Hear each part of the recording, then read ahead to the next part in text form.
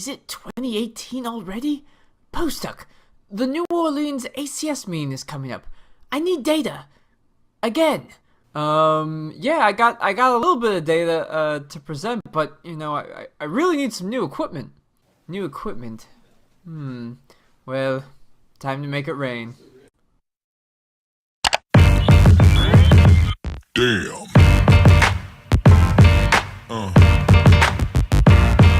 Yeah. Yeah.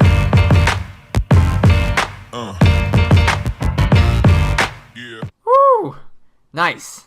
This is awesome. You have no excuses now. Yeah. Yeah.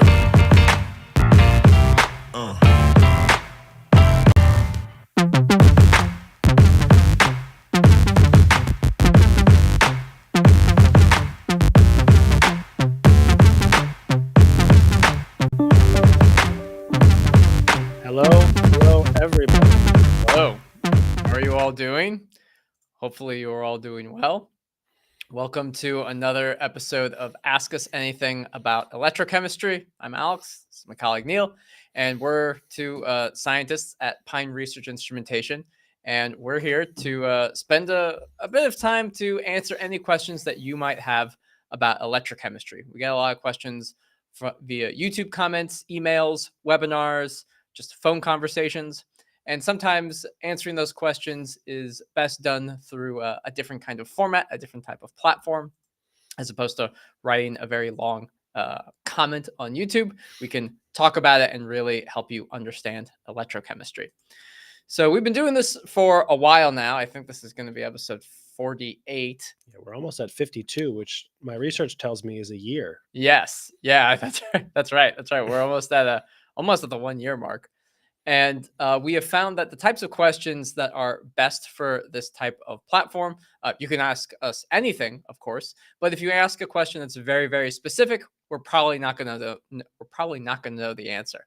And if you ask a question that's super broad, that maybe requires more of like a full-length webinar to answer, then we're not going to have the time to really go into that in any type of detail. That's why we have these webinars that you can actually listen to on our YouTube channel for Tier 2 members. So if you're interested in learning about EIS, you can join us as a Tier 2 member and actually watch some of those webinars to get the full information, full answer about if you want to learn EIS. These live streams usually last about 2 hours.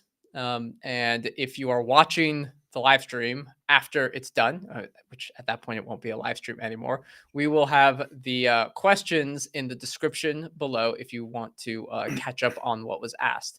And if you have a question for an upcoming live stream, just write to us in either a YouTube video comment or on the next upcoming live stream. There should be a section where you can write your question in. Just write that question and then we'll answer it on the next live stream.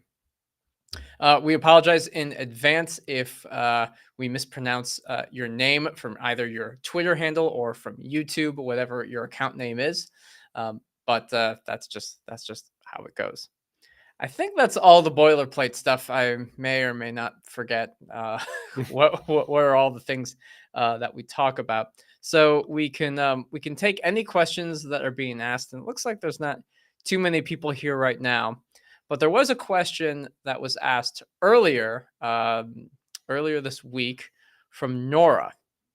And Nora asked, is there regular maintenance for silver chloride reference electrodes? So we can answer this while we wait. So to answer Nora's question, generally speaking, there is not a regular or routine maintenance that you have to perform with silver chloride reference electrodes, but there are things that you can do to check your reference electrode and take care of it just in general. It's not like a maintenance per se. So let me I'll share my screen and just kind of describe a little bit about what you can do when you're trying to take care of a reference electrode. And I think I should be streaming. Yeah, now you're sharing. Okay, now I'm sharing. Keeps doing that thing where it doesn't. Oh, it sometimes doesn't. It doesn't like maximize when you start sharing, Oh, and I think that this program doesn't like you. that might be true. I don't know That why. might be the case. I'll give it a stern talking to later. So one thing that I usually recommend for people who have a bunch of silver chloride reference electrodes is that you have one reference electrode and you kind of designate it as the master or the unused electrode. So this is the reference electrode. There's a frit, there's a silver wire with silver chloride salt on it, and then it's in some solution of KCl, saturated KCl. And you might want to have one of these that's unused, the master one. And a common test that is that I would recommend doing if you're trying to maintain and take care of your reference electrodes is to have another reference electrode. That's the one that you are using. You're putting it into electrochemical test solutions and seeing what happens. So let me make sure I distinguish between the two because they both look the same. So this one is unused, and insert another text box. This one is reference electrode used in experiments. And one test that's very simple or relatively easy to do is what's known as an open circuit potential technique. So this is OCP, open circuit potential. And what you do is you can use a potentiostat to do this. You can also use a digital multimeter or an analog multimeter, but you would connect both of these to a voltmeter or to your potentiostat. And if you use a potentiostat, you would have, say, the working electrode here, and then you would short the counter, CTR counter, and reference on the other side. So this would just be a 2 electrode setup. You have both of these in some big solution. These are both kind of submerged in, we'll make this a little blue or something like that, some kind of conductive electrolyte. So this is blue, and they're in solution. And when you measure the open circuit potential of 2 electrodes that are the same, the open circuit potential should be 0, approximately. Now, in reality, you end up measuring some kind of difference, but the OCP for 2 electrodes that are the same should be approximately 0. Oh, that looks like an M, and that looks like a smiley face, but I'm going to keep that as a smiley face. So approximately 0.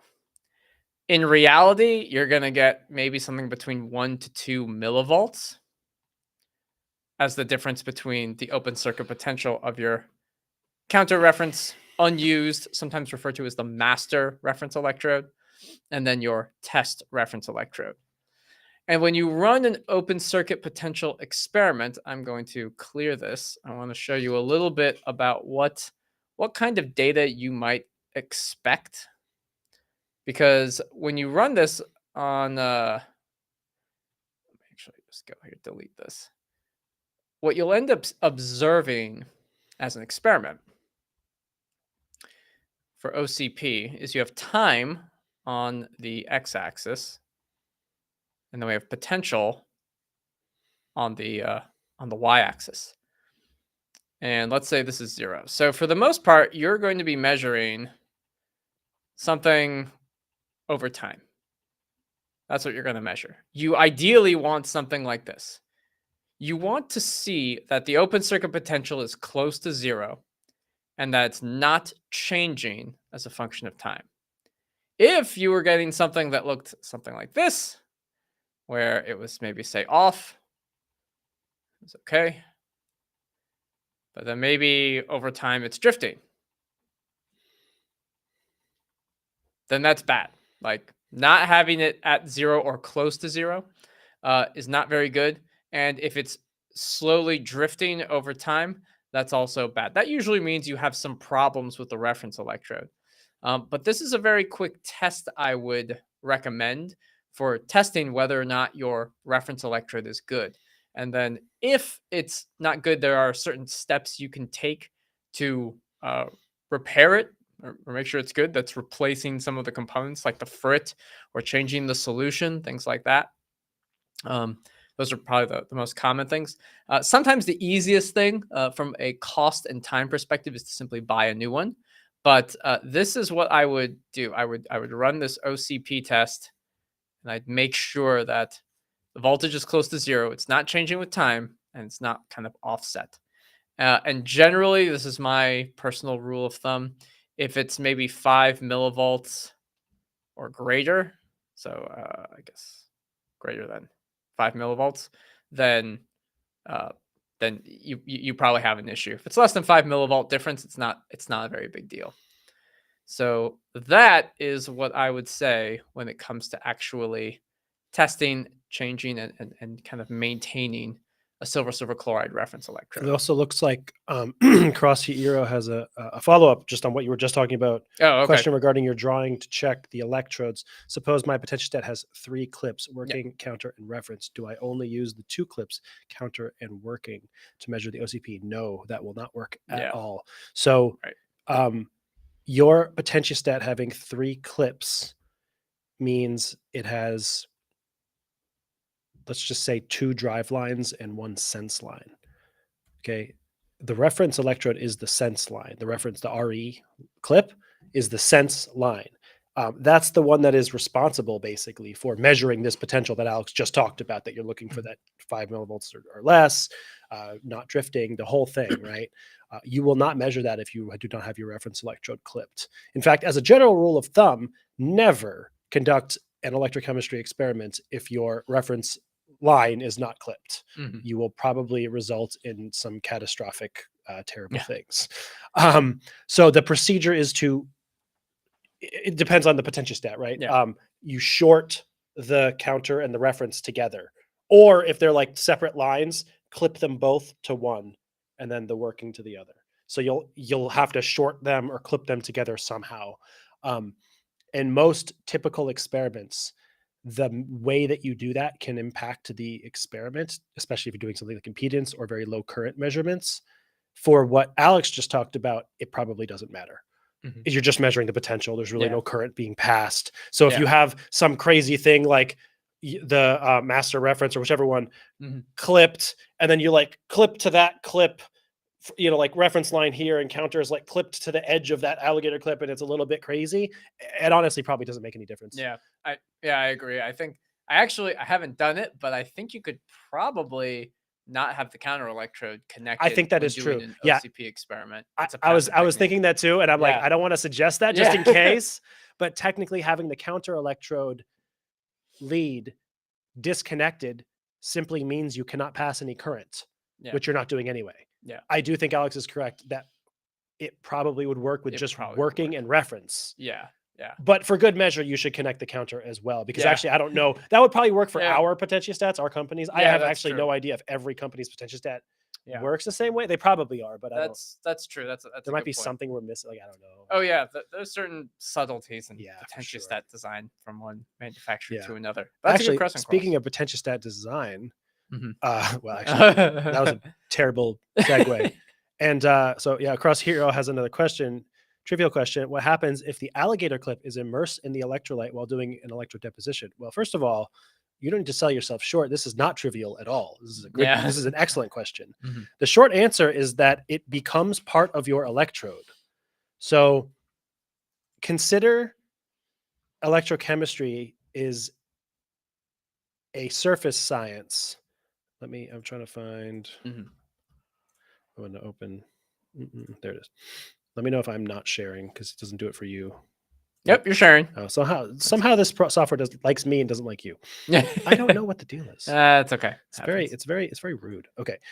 So I have my vessel and I have my electrolyte level here, right? And I have my electrode. This is some plate, whatever, right? Well, whatever is in the liquid, that is my electrode, because that's the part of the surface that is exposed to liquid. One of the things to be aware of course, in general, is that fluid has a tendency to have capillary action, and you know what I mean? It Oh, can yeah. climb up to some degree. You have to be careful. There's 1.5 million things like this that you need to be like. Different materials are different degrees of hydrophobic or hydrophilic, right? If Mhm. something is really, if you're working in aqueous and you're dipping something into it and it's really hydrophilic, which means philic means friendly, right? Yeah. Right. To love. To love. Yeah, there we go. Yeah. It loves Phelate or water. something. This is Loves it's water. a wholesome program, not Yeah. hydrophobic, where Yeah. it hates water. Hates water. Right. Very scared of water. Right. So something that's very hydrophilic in an aqueous solution might result in the water, like those test strips, right? Like if it's paper, right, is the most extreme example. If you dip half of a piece of paper in water, the whole thing will be wet after a few minutes or whatever, because the water will climb into it. Paper is extremely hydrophilic. So needless to say, that's some reason as well, as a side note, why you might get strange results from time to time if you're doing this kind of an experiment, because the diffusional patterns here are very good. The diffusional patterns here are very bad, because you have fluid contacting a solution. That's an electrochemical cell system. But like the side view of this, right? If you were to take a side like surface blow up view, is that down here you have an infinite amount of solution, but up here where the water is capillary, it's like not much, right? So you have this very narrow film of solution, and it's like the diffusional patterns in here are not going to be maybe ideal. So you're trying to limit and understand exactly how much of your dipped substrate is in the solution. And keep in mind that everything that's touching the solution is contributing to the amount of current you get and the potential it's at. So this piece of my catalyst, my wafer, my whatever it is some material. And your alligator clip way up here, and I'm really, really bad at drawing alligator clips, but I keep doing it for some reason. That's So good. it's pretty good. It looks like Yeah, a I think it's- shark.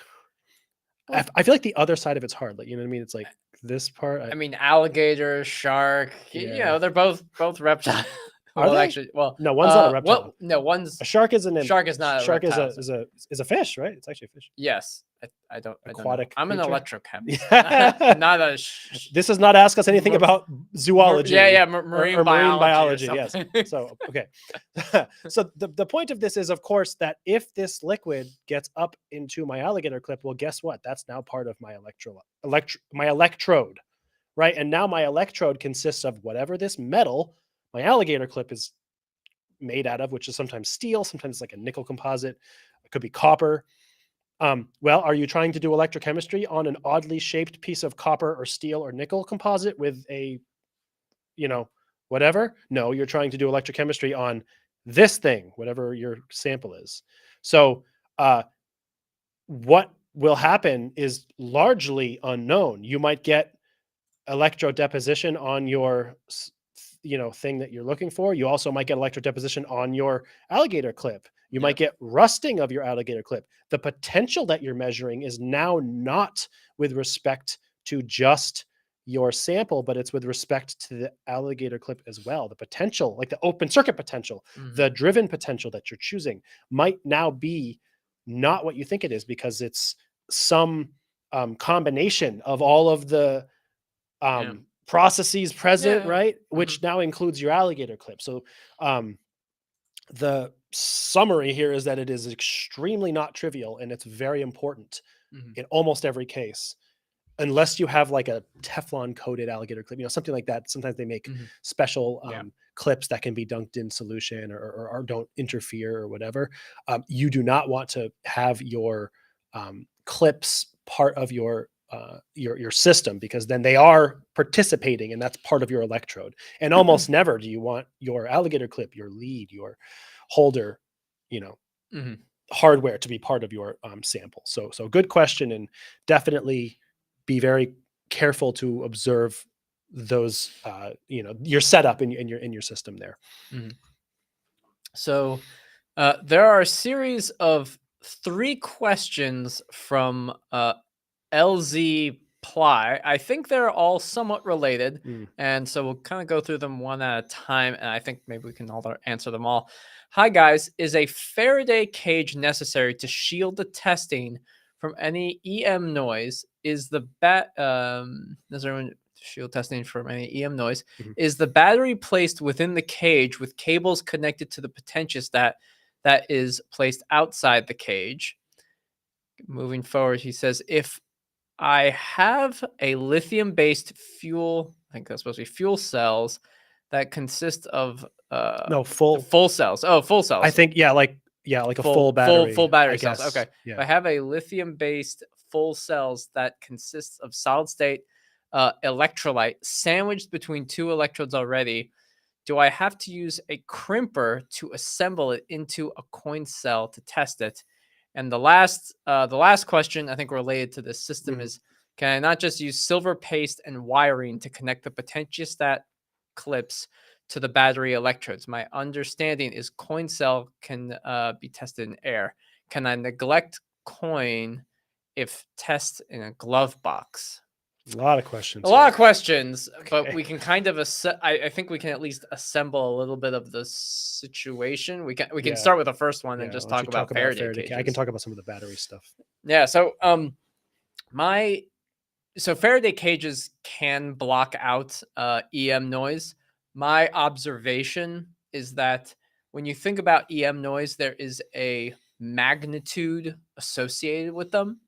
So, for example, if you're measuring nano or pico amps of current, it's very easy to just touch something and that creates some EM noise and it'll display in your electrochemical cell. Or if someone's doing something in the other room and there's a machine that's on that's emitting EM noise and you're measuring something that's super small, then you're probably going to observe it. And a Faraday cage will be very good at shielding you from that noise.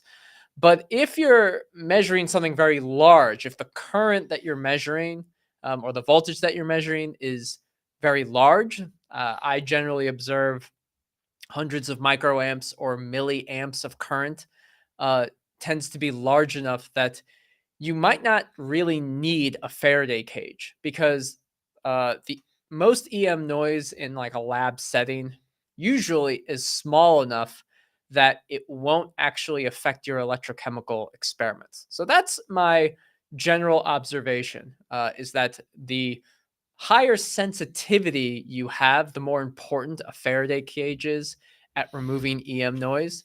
But if it's super large, if the signal is very large, and it sounds like you're looking at battery stuff, which I think, depending on the amperage, there are no like picoamp Almost never. batteries, right? Yeah, no, you're exactly right. I was gonna please continue, but I'll yeah, exactly. Yeah. So you may not really need it because if you're measuring like even microamps, you may still not need a Faraday cage. And I think you at least are getting milliamps of current. I mean, most devices I think require milliamps of current to see something. So I don't think it's necessary for shield and testing EM noise in a battery. And then kind of a follow-up, is the battery placed within the cage with cables connected to the potentiostat that is outside the cage? Yes, that is correct. You would keep the potentiostat outside of the cage. You'd put your electrochemical cell, or your battery in this case, inside the cage. There would be a feed through, which would just be like a hole that you would feed the cables in.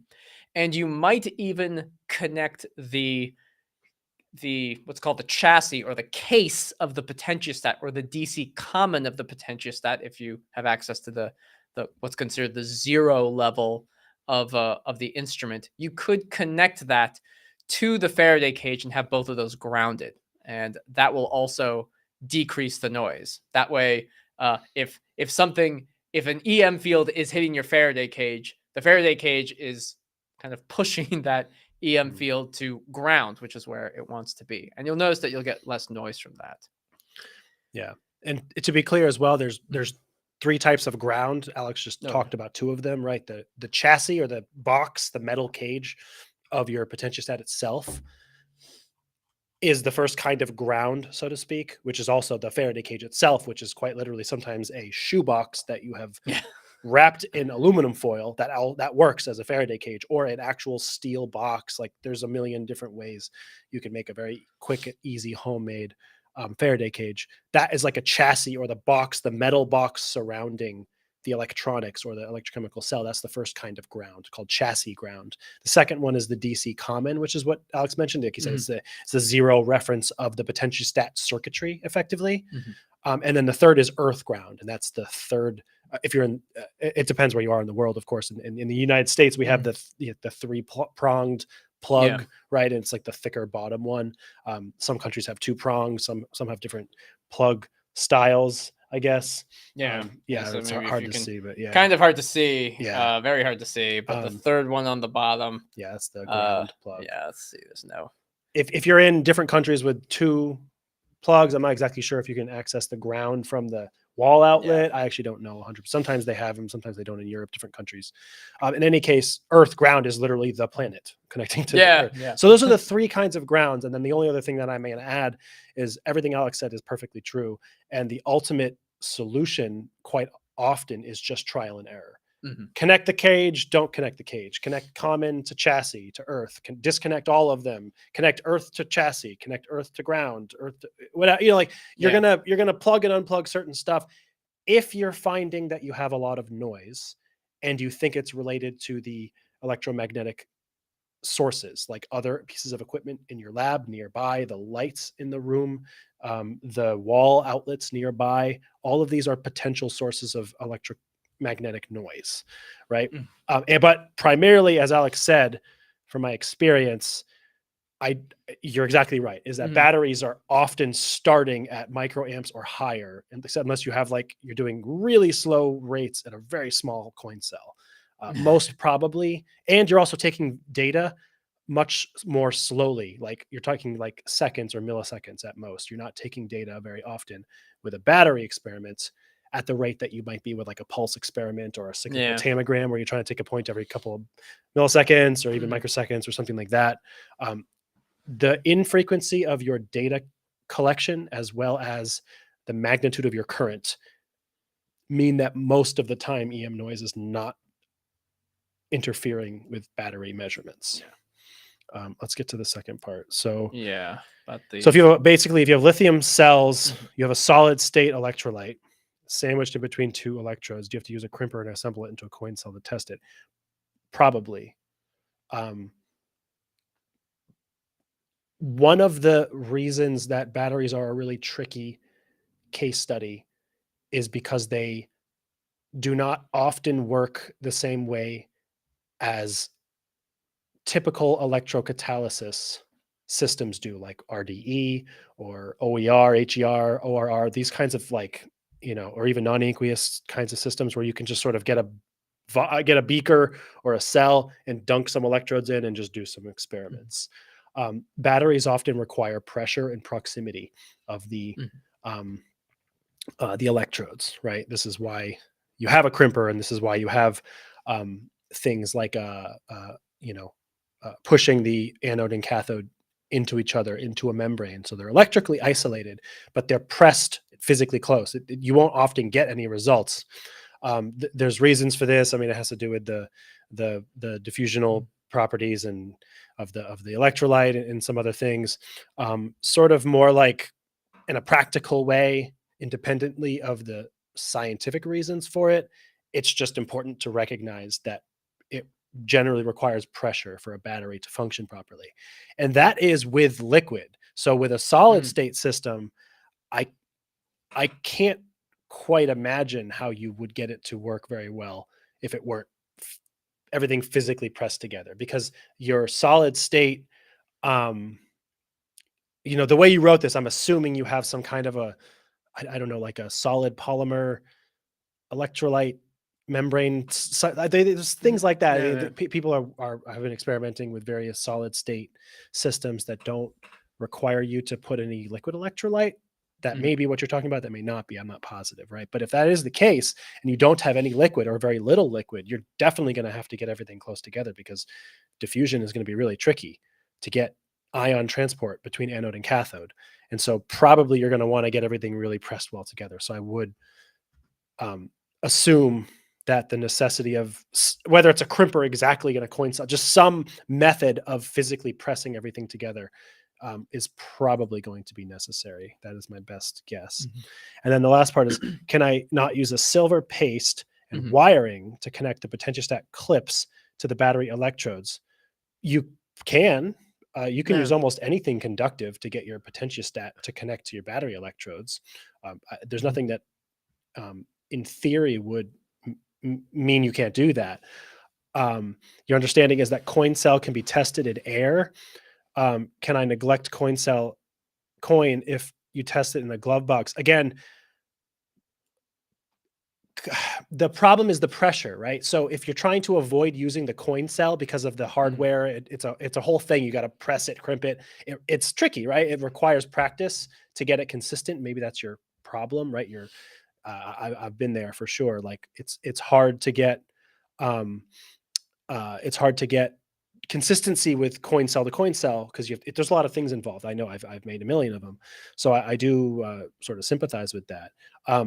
In a glove box, yeah, for sure. Like you don't have air. You can, if you're doing lithium, you can put electrodes together and maybe try to do something that way. The problem, of course, is that the pressure and the proximity of your anode and your cathode is of really high importance, right? And so if you're trying to do something like in a glove box, neglect the coin cell structure.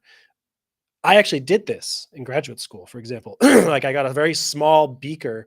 I was doing something, it's not worth getting into all the details, but effectively I was trying to test a certain anode material. I had lithium as my counter. It wasn't a full cell, it was sort of half cell, right?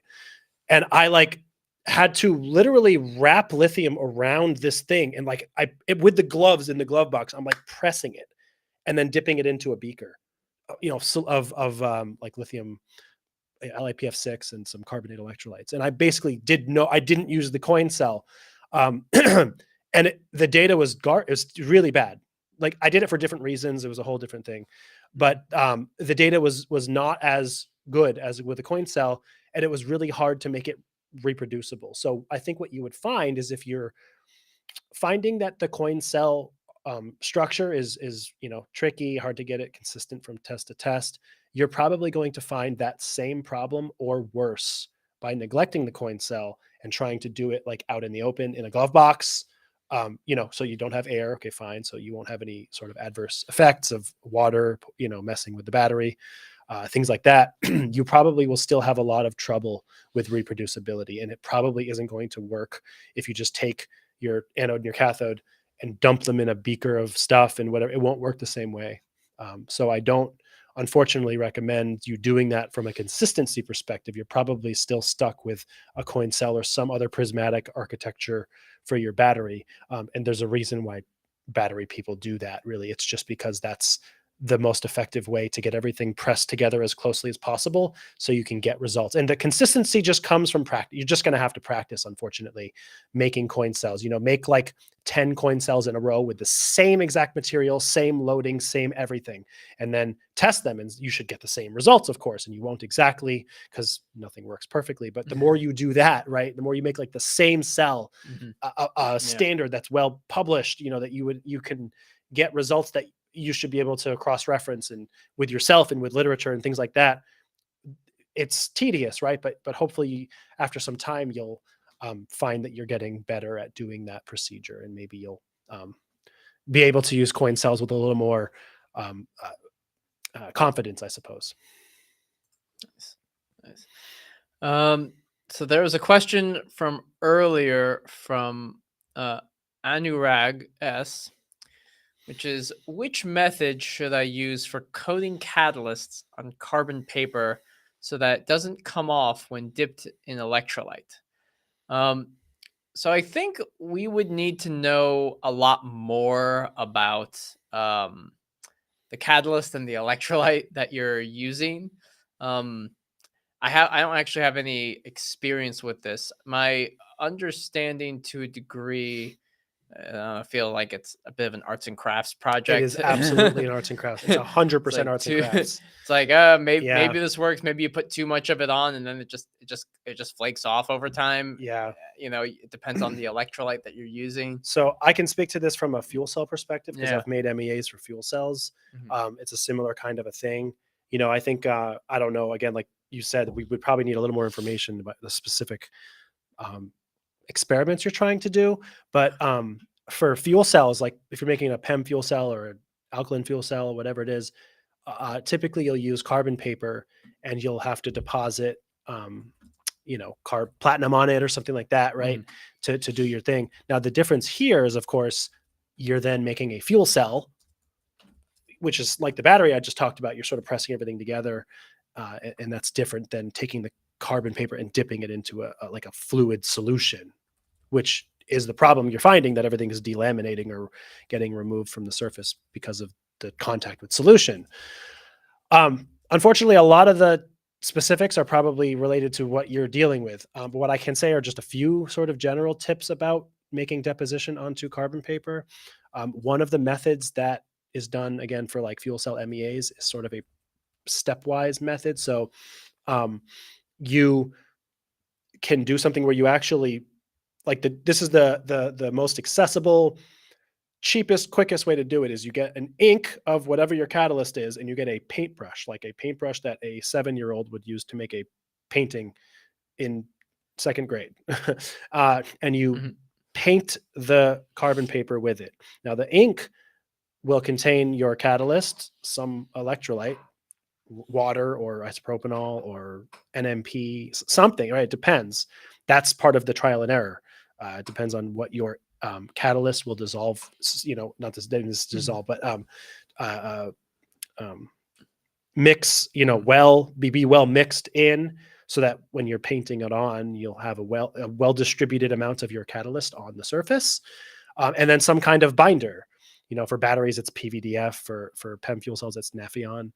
There's a lot of different kinds. It's just something that basically acts like glue, something that's sticky.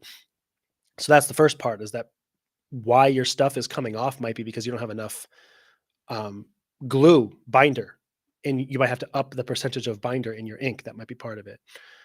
The other is, you might not have enough of your stuff on. So if any of it falls off a little bit, there's just nothing left. So sometimes what you do is you'll paint a little bit of your stuff on, you'll let it dry. Sometimes you'll heat it to dry and remove all the solvent, and then do another step, paint it, dry it, paint it, dry it. Sometimes you do like 5 or 6 of those, and then you can take a mass before and after and see, I have 18 more milligrams than when I started. And so now I know how much stuff I put on.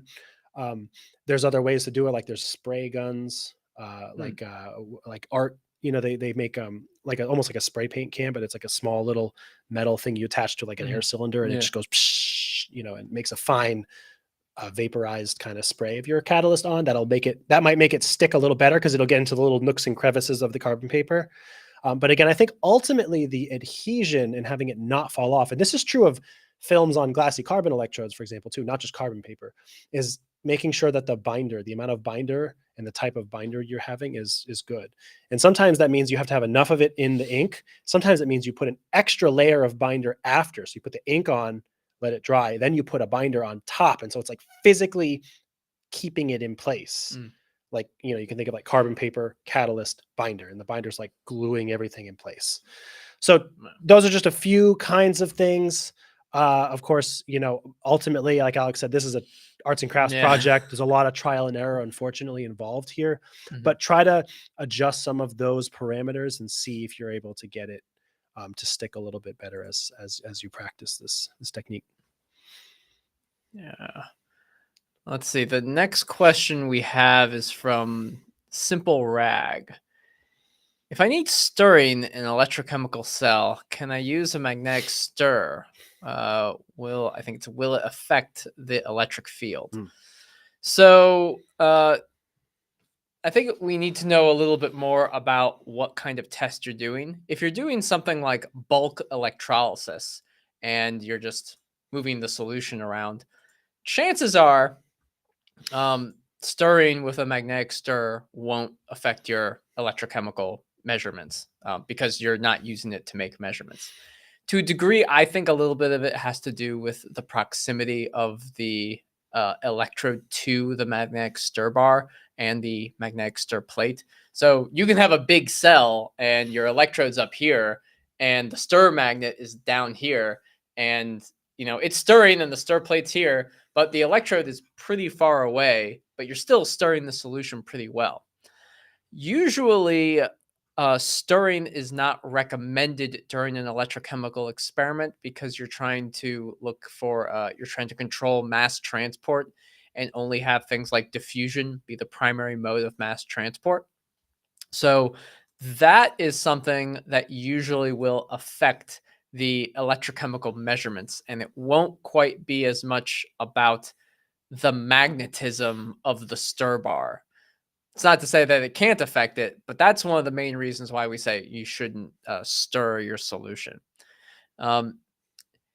The other thing to think about, what just kind of my general knowledge, is that the electric field at an electrode usually drops off very quickly. So when you apply a potential to your working electrode, I think I can. Let's see if I can find this image. This might not be necessarily what you are interested in because of the nature of your experiment. I'd need to know a little bit more about it. Let me see if I can find, there is an image that kind of illustrates this quite nicely. And it's in Barden Faulkner. Here we go. So I'm going to share my screen quickly. And again, I'm not 100% sure this is what you're going after. So this is from Barden Faulkner, the 3rd edition. I'm going to try to increase and kind of just show this picture here. Probably should have just try to crop and blow this guy up. I just see the PowerPoint. You just see the PowerPoint? Yeah. Are you changing anything? I am trying to change this so that you can just see the PowerPoint and this figure in particular. We see the PowerPoint in the figure. I don't know if you're not zooming. I'm not zooming. Okay. All right. Is it big? I just want to make sure that you can probably zoom in on the slide. Can you zoom in on the slide at all? On your screen? Interesting. I don't know if it's not. Let me try sharing this one more time so that it's like big. So hopefully there it goes. And now is it? Let's see. Is it there? Yeah. So it should look big. This image. That's the it's the plot of. Yeah. So this is the plot. So the x-axis is the distance from the electrode. This phi m is the electric potential, and then this phi s is the kind of the potential of the solution. And what this demonstrates is that like the x1 is the inner Helmholtz plane. X2 is the outer Helmholtz plane. We're talking about like maybe a nanometer at most away from, or 2 away from the electrode surface. The potential field drops super quickly. So electric fields don't penetrate that far out into the solution. Like this is the bulk solution out to the right here. So electric fields it shouldn't really affect the electrochemistry that occurs at the electrode surface because the field strength just drops off so quickly. It can introduce noise in other areas, but generally speaking, hopefully that was helpful. But I need to know more about your electrochemical experiment to know if it would be affected by magnetic stirring. But hopefully this gives you some things to think about with your experiment. Looks like Dooley's has a series of questions here. So he has a 3-electrode system running LSV from 0 to -1. Working as glassy carbon, counters platinum, references a silver wire. And then switch the working and counter and scan the same way. Is that like scanning from 0 to 1 instead of 0 to -1? I don't think so. No. Not exactly the same thing. No. Yeah. First of all, you're working under you have a reference line first of all, so it's not the same thing. So when you start at 0 volts versus ref, for example, that is the glassy carbon as at 0 volts against the AG wire, which is who knows what at this point, right? Yeah. There's a bit of an unknown there, first of all, right? And then we sort of use the counter electrode to think about it being equal and opposite, and it sort of is, but when you're using a 3-electrode system, it is not the case. Guaranteed at all that the counter electrode is exactly equal and opposite. So when you get down to -1 volt, the platinum wire counter electrode is not necessarily +1 volt. It might be absolutely anything else. Would this be the case if it was just 2-electrode? I think that technically would be true. Oh, maybe. if you I guess, right? if you switched them and then did it, Like if you the just went other from way. 0 to -1 and a Yeah. 2-electrode, and then you flipped them and went from 0 to 1, Oh, I think that would technically be the that's- same, right? Yeah, it also assumes like if you didn't change anything when you went from 0 to -1, Right. and then and it's not, you haven't like irreversibly changed the electrodes. And even then, it's like the reference is the counter of that, Yeah. whatever. So, But I think you're right. In theory, when you do that for a 2-electrode system, that would be the case, I guess. but well, Right. will the data I get be the same as if I went from 0 to +1? Yeah, I don't think that's going to happen. There would be a in a 2-electrode system. I think it's I'm- true in a 2-electrode system. Like technically, what you see wouldn't necessarily be the case because you're probably changing some stuff. Yeah, like and then, your 0 voltages yeah, and your. but I think it's relatively clear that with a 3-electrode system, it's absolutely not true. Yeah, it's because absolutely not true in a 3-electrode the system. potential of your counter electrode is completely unknown and almost certainly not exactly 0 to 1. Also, if it was 2-electrode, I would also say the materials should also be the same because you're not going to get the same voltammogram. Yeah. If like one's platinum and one's glassy carbon, you're going to get super different voltammograms more often than not. Yeah. So yeah, hopefully that's helpful, Doolies. Yeah. It's kind of a good It's a cool theoretical question. Yeah, it's a good theoretical question Yeah. of how things are working. Let's see. Connor has asked, Mhm. is it always necessary to have the same electrolyte in your reference electrode as your bulk analyte solution? No. Mhm. What are some issues that can arise if they differ? Contamination, right? So first of all, it is not necessary to have the same electrolyte in your reference as the bulk analyte. It is necessary to have the same electrolyte in your reference electrode as the small vessel or storage container for said reference Mhm. electrode. So by that, I mean your reference electrode has a frit at the bottom, probably. You want to store it in a small beaker or, bottle with liquid to keep the frit wet all the time. That small beaker or bottle should have the same electrolyte that's inside the reference electrode. That prevents any dilution or concentration or change, basically, in the internal fill solution of your reference electrode. If you have 4 molar KCl in here, 4 molar KCl here, there's no osmotic driving force or diffusional driving force, concentration driving force, anything. It'll remain nice and happy, right? Mhm. But no, certainly not if you're working with a calomel reference electrode that has 4 molar KCl. You do not have to be required to work only in 4 molar KCl in every experiment you ever do at all, for sure. The issues that can arise are, for one, you have a strong chloride concentration, for instance. If you're using AgCl or calomel reference, chloride can leak slowly from the reference to the bulk analyte.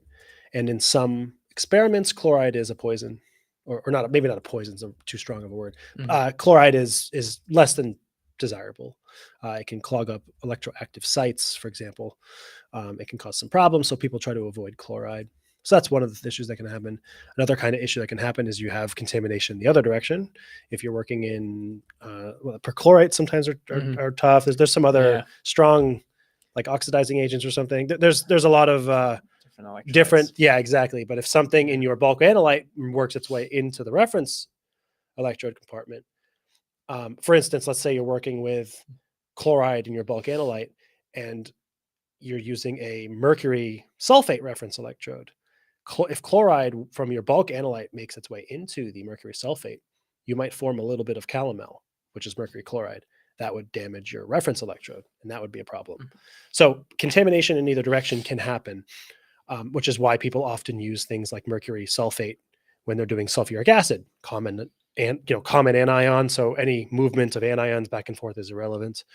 And they use chloride only when they can tolerate chloride in their main solution, if that were to leak. Mhm. And then they use things like double junction or a salt bridge if you need to further separate the internal fill solution from your bulk analyte.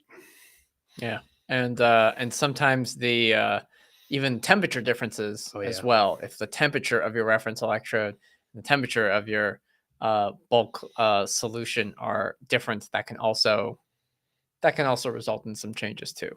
Yes. So, okay, just kind of going down the line, we have a question from Sarvesh. Hello, sir. My question is, can I use the same pouch cell battery which I fabricated for EIS, CV, and charging discharging? I am stuck with this problem. Please solve this. Thank you. Yeah. Yeah, it sounds like it's just trying to do 3 different types of experiments with the same pouch cell. Yeah, absolutely. In fact, that's probably even recommended. Yeah. Yeah. In fact, I'm not sure what problem you're stuck with. It sounds perfectly fine. Yeah, you can do Yeah. everything. Yeah. CV is not done quite as commonly with batteries. I've explained this a few times. For time, I know there's a lot of other questions. I'll sort of move on. I won't talk about this unless there is a specific question for me to follow up on why CV in batteries is less common and less desirable. But suffice it to say, yeah, of course you can make a pouch cell, coin cell, prismatic cell, cylindrical cell battery and do CV, charge, discharge, EIS, virtual anything that you can do with a battery. I think if you have another problem, please feel free to Sarvesh to clarify, because actually this doesn't sound like a problem at all. Yeah.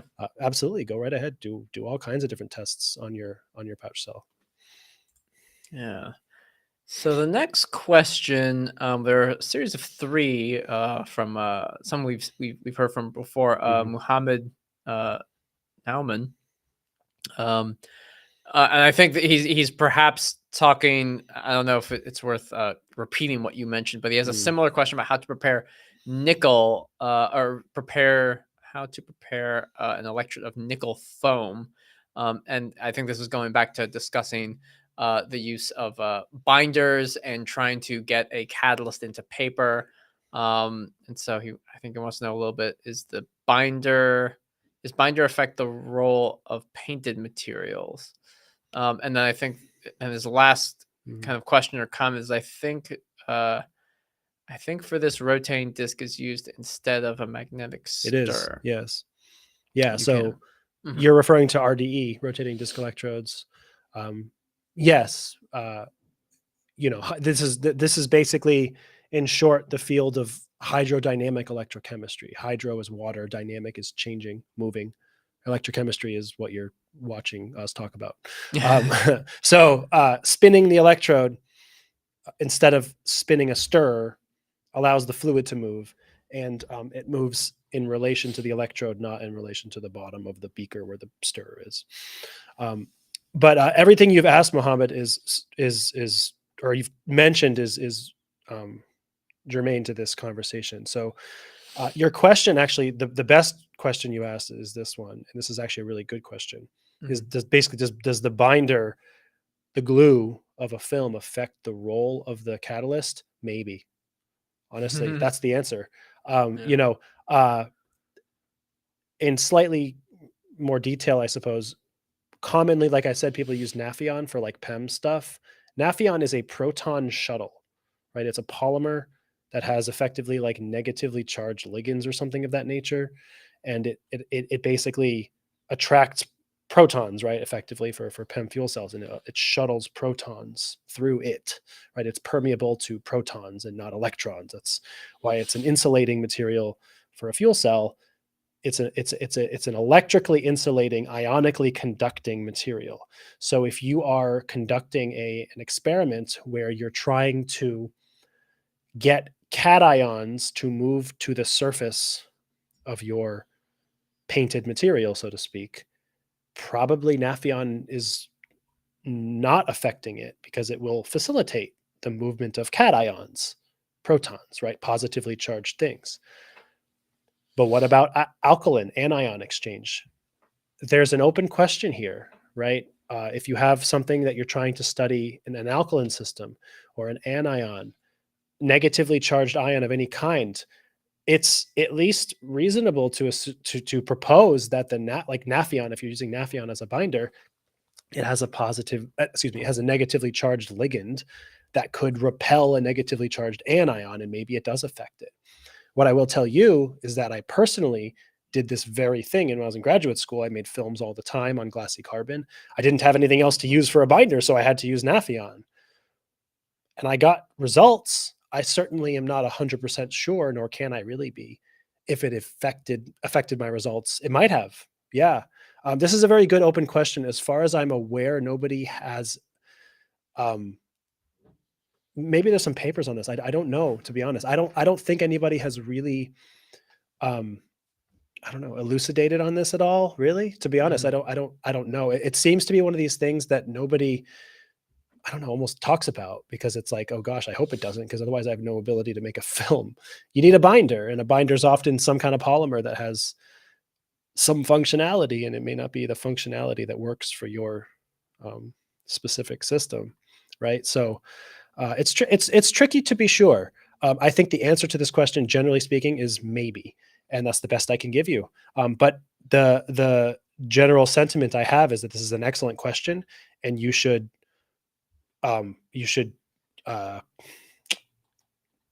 keep this as an idea, I guess. I don't know how else to put it. Like it's a good analytical and engineering thought to have, to just keep in mind, because it will probably help you as you do research and keeping certain, as you work through trial and error of procedures and getting your experiments well. Something to you won't overlook it, right? I think a lot of people overlook this, and maybe that might be why some of the results are poor, for example. It could be, right? So I do appreciate this question a lot, actually. So we have a question from Worldly Wanderer. Sir, can you explain corrosion of aluminum? As I am from Pakistan class, FBISE. I don't know what that is. I don't know what that is, 9. After 2 days, it sounds like you may have to maybe do a presentation, or there's an exam on corrosion of aluminum. I don't know very much about corrosion of aluminum. I did just like a very quick Google search on it, and a couple things to, at the end of the day, you may have to do research if you're doing this for a class, but perhaps one thing to think about and keep in mind is that aluminum is a metal oxide. So when you compare it to something like rust with iron, the formation of iron oxide is corrosion of iron, and similarly, the iron that's in steel also corrodes in a similar manner with oxygen and water. But aluminum naturally has an oxide layer, and it doesn't appear to rust or corrode. But in the brief search I looked at, it appears that when you have a low pH, so if the pH of the solution that the aluminum is in, it sounds like it can kind of remove the native oxide film on the aluminum, which actually starts to break apart the aluminum. I'm assuming that this aluminum and aluminum oxide, breaking it apart into its ions of like aluminum 3+ into a solution, is the corrosion itself. It's been described as pitting corrosion, which is something I don't know anything about. I would need to learn more about that.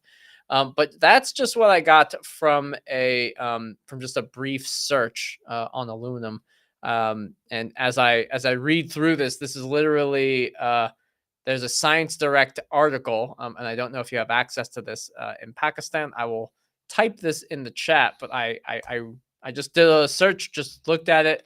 It seems to have a lot of information about different aluminum alloys, the corrosion behavior of aluminum in the atmosphere, and this may be a thing to kind of think about.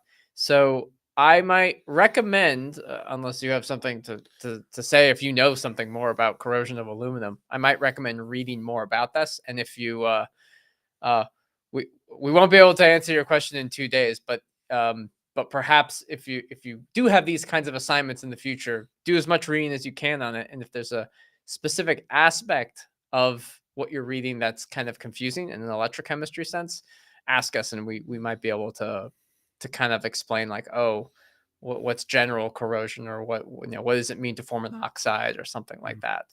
But it's kind of my 2 cents, because I don't really know very much about corrosion. I've worked with customers, for example, on corrosion, but not often aluminum, usually steel and things like that. And even then, I don't know that first of all, this is, again, one of these questions that's perhaps a little too big and broad to really answer. Like, explain the corrosion of aluminum. Like, it's, there's papers written on, and there's people have PhD theses on corrosion of aluminum, right? It's probably a very involved process, and exactly what aspect of it you need to know for your class, I suppose, that you're in is more specific, I suppose. But yeah, I don't have a lot of personal experience with this either. Yeah. Sorry. Hopefully that was helpful. We maybe gave you some pointers to go in the right direction. Let's see. Lee has a question. I'm making EIS measurement device for a battery with the chip AD5941. Don't know what that is. Does someone have any experience with this? My data I get from the devices doesn't really look like theoretical Nyquist. AD5941. Is that like 5941? Is that like a potentiostat chip? Analog device. Oh, it's an analog device. This one. Let's see. Okay. Yeah, I think I know what this is. So the short answer is that's a really inaccurate impedance. Battery impedance. I see. Yeah, this the impedance spectra you get from that chip is probably going to be quite inaccurate, especially if you're just using that. Now, there are some companies that use that chip for their inexpensive potentiostats, and any of them that use that chip, if they are proficient at potentiostat design, are adding in a lot of other things like filters and smoothing and certain things. So if you're just using this chip, if you have some electrical acumen, for example, and you sort of purchase the chip from Analog Devices, and you're kind of constructing your own device, congratulations. That's a good accomplishment, but what you're probably lacking are some of these filtering, smoothing, tools to help clean up some of the data. I would say, pardon the English colloquialism here, it's a double-edged sword is what we say. So it's kind of a good and a bad, right? The good is that it's relatively inexpensive, and it's a quick, inexpensive way to get impedance or even just electrochemical data, but the accuracy is lacking. You can't really usually do frequencies that quickly. And then, like I said, the accuracy of your impedance data, in particular with the Nyquist plots, because those are derived from the raw signals, will depend heavily on how clean the sign in and out signals are. And you might just be running up against some of those restrictions, unfortunately. The other things I would just say is, for example, again, I don't know 100% of the capabilities of this chip, if it is a potentiostat and a galvanostat, but typically batteries are going to perform a lot better under galvanostatic control than potentiostatic control. So if the chip is only capable of potentiostatic control, in addition to its intrinsic inaccuracy issues I mentioned, if you can only do potentiostatic impedance with it on a battery, you're probably going to have even more trouble. If it can do galvanostatic, I would recommend that for sure. But yeah, even in that case, you're gonna have some trouble, I think, from the accuracy. So it's tricky, right? I totally understand. I work for a company that sells potentiostats, so they're expensive. Yeah. Real professional potentiostats from all sorts of companies around the world, right? Are quality instrument with a lot of electronics and development and everything. And a lot of times those are things that help clean up your data because raw signals are really ugly. I say it a lot, or from time to time, I guess. Like if you really saw what real electrochemistry data looked like, you'd never do it. Yeah, It's ugly, right? We have the privilege and the horror of sometimes seeing what raw electrochemistry signals look like from like our prototype potentiostats or what have you, right, when we're developing something. And it's like, oh gosh, that's what it is. No, why would I? Oh gosh, this is just reality, right? Everybody, you have to filter and you have to smooth the data, you have to do some averaging, and there's a lot of stuff that goes between the current measurement and what you see on your screen, really. So I think I don't know if this is also another good piece of advice, but like I don't know what you're testing, but I would do a dummy cell. Like I would connect your chip to like a known resistor and a known capacitor or something like that, and then don't test the battery. Just test like this is a 1 kilo ohm resistor. I should just get a dot at 1 kilo ohm with no phase angle or 0 phase angle. And that should be it. And if I have a capacitor, I should get, like a diagonal line on your Bode plot, and it's just, or a straight line in your Nyquist plot that just goes up as the frequency gets lower. Just make sure that your device works for regular pure physics systems, and then you can start playing around with a more complex electrochemical system. Yeah, exactly. It's good advice. All right. Looks like there's a question from Chanand Nayak. Hello, sir. I have done my master's in physics. I want to do research in areas like fuel cells. What are basic theories I should know to do research in fuel cells? Nernst equation. The Nernst equation.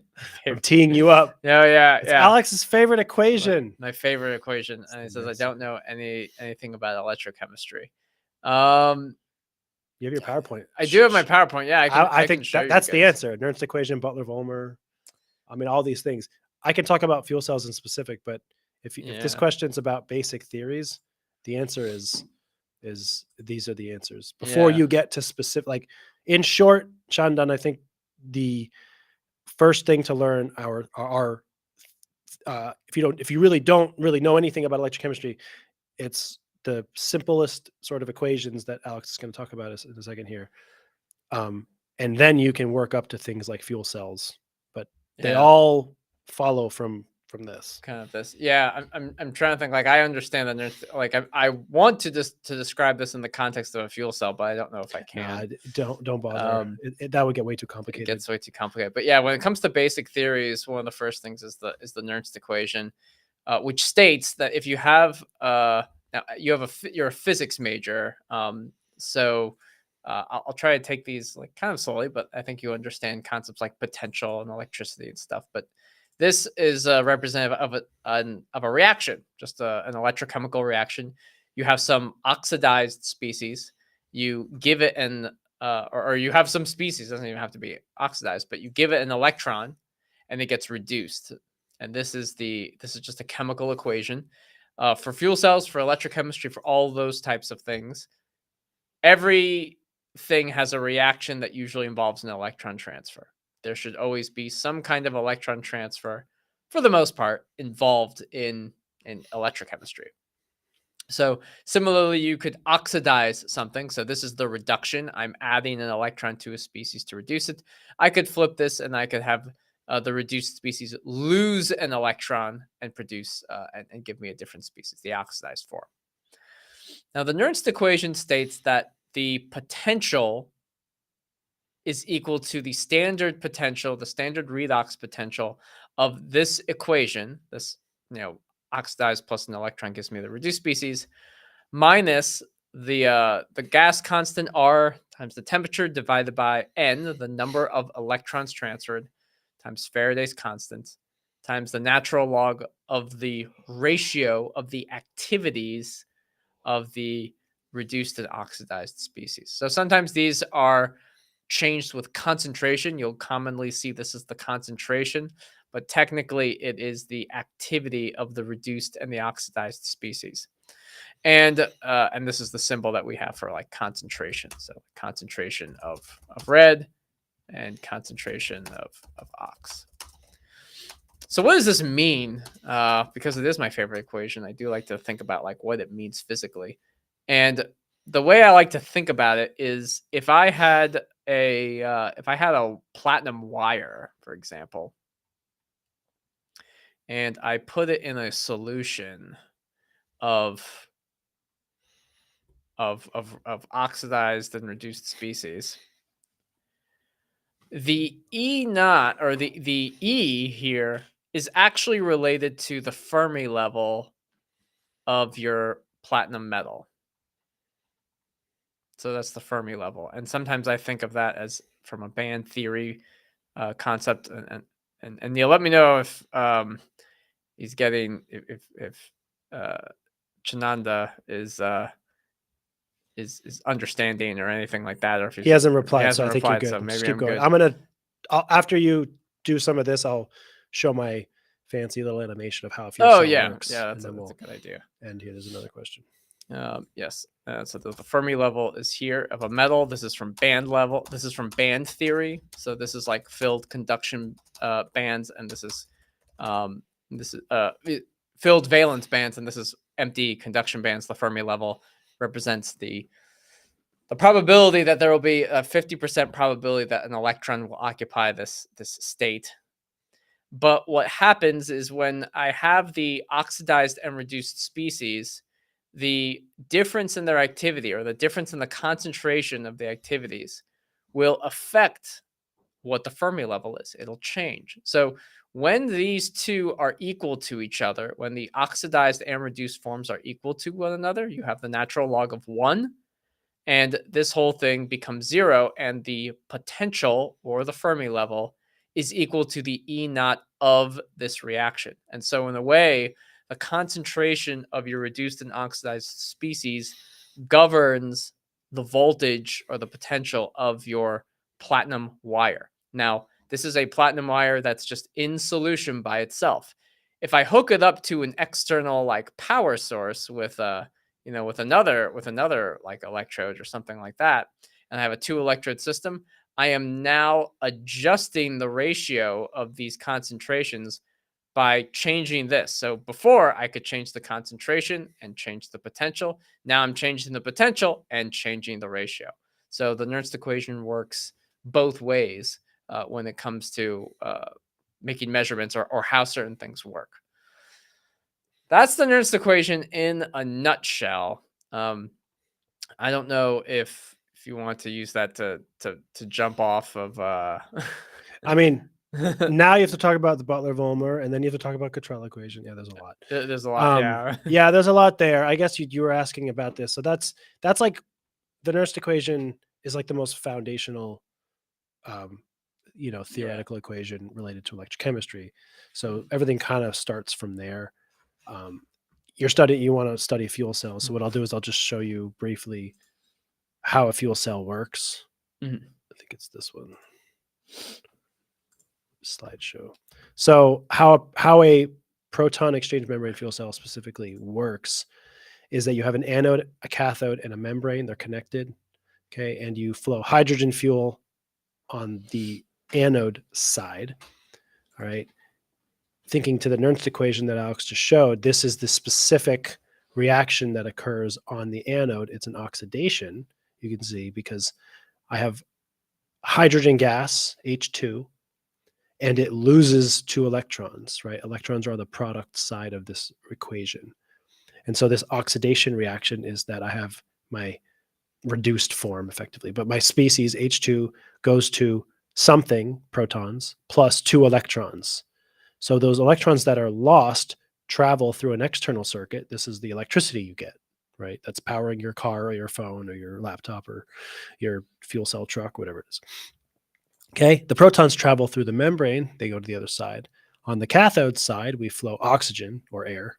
Okay, and the electrons are traveling from anode to cathode. They reach the cathode. Protons are going through the membrane.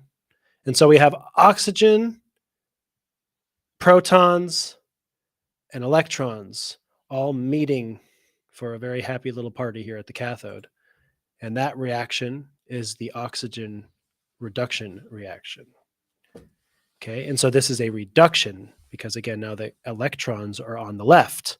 They're a reactant of this equation. So this is like the form that Alex showed, oxidized species, which is oxygen, plus, in this case, 4 electrons. So N is 4 for the Nernst equation, for instance, plus 4 protons. And then I get water. So this is what a fuel cell, the product of a fuel cell. Okay, so just sort of thinking about it through the form of the Nernst equation, one side has an oxidation reaction, one side has a reduction reaction.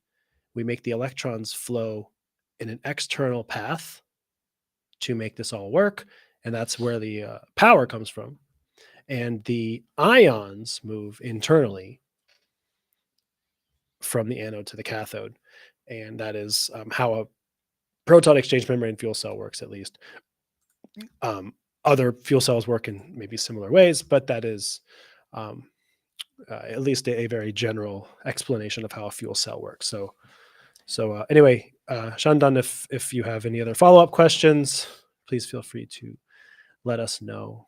But otherwise, I hope that's a decent introduction to some electrochemistry topics here. And then the next question here was from Bahram, who asked, while we were talking about the Nernst equation and other things, I have some weird capacitive behavior at very high frequency range of my impedance spectra obtained from an aluminum alloy exposed to sodium chloride electrolyte. And I have this only when I use an MUX. I had to ask what that was. That means a multiplexer. So I haven't seen that acronym used, but it's a multiplexer. So basically, it's an artifact from the multiplexer. How can you remove it? So it probably is an artifact from the multiplexer. Unfortunately, what I would say is that probably the way to remove it is to stop using the multiplexer. That's not a good answer. It's like, oh, good. That's a problem. Yeah. So the problem is that you have, I don't have a ton of experience with multiplexers, but to the best of my knowledge is it's a device into which you plug, like you have a bunch of potentiostats, right? And all their cell cables go to this box. That's the multiplexer. And the multiplexer is basically a box of switches. And so at any time, maybe I can sort of draw what I think is it. And then Bahram, if I'm not describing the system accurately, please correct me. But to the best of my understanding, I have potentiostat 1, potentiostat 2, potentiostat 3. I have, n number of potentiostats. They have cell cables on them, all of them, right? And they all have however many leads. So this is actually like multiple leads, but fair enough, right? They all go into one electronic device, which is my multiplexer. And the multiplexer has one output, right, to my, my system. So this is my electrode. These are my working encounter and reference and whatever. This is my electrochemical system. And so basically at any given time, the multiplexer is just letting one of these red, green, or I guess gray go through at a time. So the problem that you have here is you have electronics physically that you cannot get out of the way. This is why I said don't use the multiplexer. Now I'm sure there's a reason why you're using it and you probably can't stop using it. So the tricky thing here is that if this electrochemical cell, you're just using one potentiostat, is right here at the end of your potentiostat, well, you're not having the multiplexer get in the way. But when you do, all of the EIS signals are developed inside this potentiostat. That's where the Mhm. potentiostats develop, sending and measuring the signals.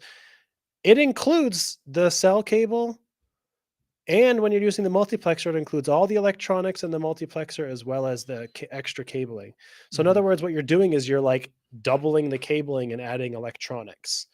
Like that Yeah. extra resistance and or capacitance is a feature of your system. It just Mhm. is, right? Yeah. Now, for example, some potentiostats have a sort of capacitance. Like our potentiostats, for instance, you have a calibration procedure that calculates the capacitance of the cell cable and subtracts it from impedance experiments. I don't know if what you're using can do that. You might be able to make some assumptions, for instance, that the capacity, the results have capacitance in series, like a capacitor in series, so you can subtract that capacitor from your data after the fact. If you can estimate how much capacitance it is, it might be difficult to do that.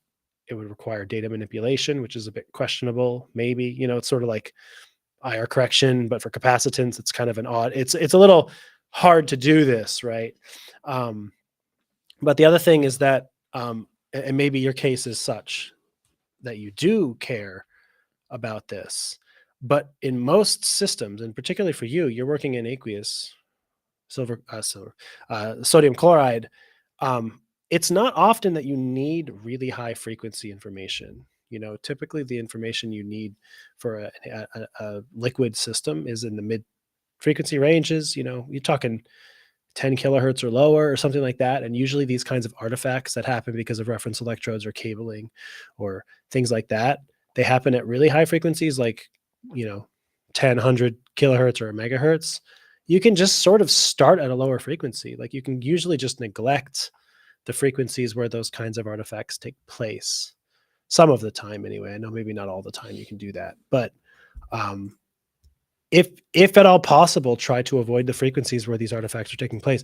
If you're at a situation where the critical information you're trying to measure coincides with these artifacts, I'm afraid there might not be much you can do. You can't. It's coming from the hardware and the electronics and things like that. There's nothing you can do except for those measurements. You might have to take the multiplexer out of the equation and connect more directly to your system. So we have a question from Jan, and it's not really an electrochemistry question. It looks like a chemistry question. Is salt acidic? And what are the opposite solutions and powders? I'm not so sure about the second part of your You question. mean opposite to acidic? Opposite to acidic? I know that one. It's basic, Then it would be basic. Basic. I guess. Salt by itself is not acidic. Just by its definition, it's just a metal and a non-metal. And maybe when it's dissolved, it can be acidic. So, for example, if you have, I don't know, if you put something like sodium acetate, or not sodium, I mean, yeah, like sodium acetate or something in solution, the sodium ion moves away, and then you have a negatively charged acetate ion. Well, that acetate ion is going to be in equilibrium with water. It's going to take some of those protons away, and it might actually make the solution more basic. So that can happen, but by itself, a salt, by definition, isn't inherently acidic. But if you put it in certain solutions, it can result in making an acidic or a basic solution. But most of the time, that's not the case. And then I don't know what you mean by what are the opposite solutions and powders. I think we need a little bit more information about exactly what you're referring to when you say that. But hopefully that answers your question about whether a salt is acidic. Next, we have a question from Serene. Please, what is the interest to compare the capacitance with voltammetry cyclic and with cyclic charge discharge? There's another question, but I think we can look at this one Yeah. first. What is the Compare- interest to compare, I guess, between these Basically, two? CV capacitance and cyclic charge dis- discharge. So it depends on what you're working with. If you're working with Yeah. a battery, you're Mhm. probably not studying Capacitance. well, if you're talking about like the battery capacity, Mhm. you know, Oh, that right? I'm sort capacitance. of, Yeah, if it's a yeah. battery, you're not going to do it via That's cyclic right. voltammetry. Yeah. Right. And if it's a supercapacitor, a lot of times you're using cyclic voltammetry. Mhm. The main difference is the rate of charging and discharging. Cyclic charge discharge is a constant rate of charge and discharge. Cyclic voltammetry is a not constant rate, often, of charge and discharge. But with something like a supercapacitor, even cyclic voltammetry is it, because they charge up so quickly, is actually relatively constant. So it depends on what you're studying. And this is a bit of a general question, right? So I think the short answer as well is that for things like supercapacitors, I think Mhm. both are often used. Really, I don't think it's necessarily one or the other.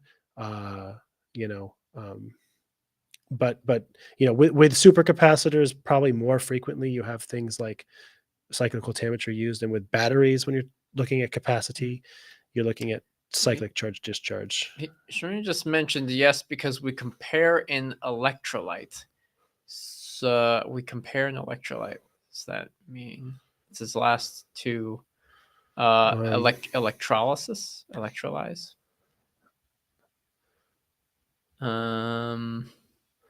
Maybe this confused us a bit. Compare an electron. There's a few other follow-ups here. Yeah, I guess the next one's about hydrogen. Hydrogen crossover through a Okay. membrane and current density. Um, We are studying this in electrolysis. electrolysis or electrolyte? Yeah. Yes. Yeah. An electrolyte. Yeah. So, it sounds like you're doing supercapacitors in electrolyte, Mhm. and in which case cyclic voltammetry is often used. You're scanning back and forth over a very short, Mhm. range of potential, maybe at 100 millivolts, 200 millivolts, something short, Mhm. not 1 or volt or something. And when the gap between the positive and the negative scan grows as your scan rate increases, right? And so that's how you're studying the capacitance.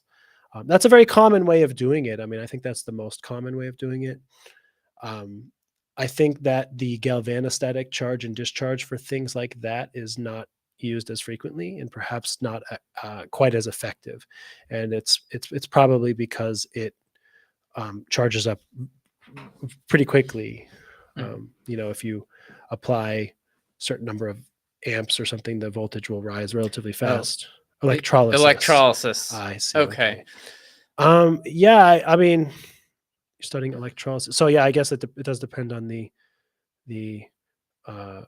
system you're studying. Again, the point that I'm making is that if it's electrolysis is a Faraday process. So yeah, I don't. Yeah. So why would you? Yeah, if you're doing Yeah, electrolysis, I mean, you can definitely look at the capacitance during electrolysis if yeah. you want to. Capacitance is basically a non-Faraday Yeah. phenomenon when it comes to you know uh, uh, like a capacitor, right? Capacity Yeah. of a battery is not capacitance. Those are different things. And so I think that's part of this. And perhaps apologies if there's a bit of a language. Mhm. It looks like you might be a French speaker. So Oh. some of this might not be the words that we're both saying to each other might not be exactly the correct ones. So apologies there for sure. Sometimes it's language. My point is that capacitance is not exactly the same as capacity, right? For instance, Yeah. so this is a tricky thing to make sure I was saying the right words. Capacité, and then it's probably capacitance. I don't know what the French. Yeah, capacitance and capacité. Like, if one is for a battery, how much energy it can give you, or right, and one is capacitance. Capacitance is a non-Faradaic. How do I define capacitance? Right, the setting up of positive and negative with a dielectric in with a between, dielectric in such between. that there's no charge transfer between the two Right. sides. So the point that I'm trying to make is that charge discharge is studying capacity, not capacitance. So that's why your question was confusing, because Yeah. comparing capacitance doesn't mean charge discharge cycling. That those are different phenomena. So anyway, Yeah, it's confusing. yeah, there's a bit. So hopefully some of that is related to your question. If you would like to follow up a little, and again, if there's a bit of a language barrier here, definitely our apologies. Trying to get at the heart of your question, but and to a certain degree, it's like we use capacitance with units of farads, Yes, because it does describe the capacity of something. Like something has a lot of energy, it has a lot of farads of capacity, but you might talk about a battery capacity from like amps per hour. It's coulombs. It's coulombs. Okay, so I mean, coulombs. amp hours is a derivative of hours. coulomb. Yeah, it's charge. Yeah. So it's a different unit. It's a different entirely. unit. Capacity is different than capacitance unit wise as well, which is why the question is throwing me a bit. Yeah.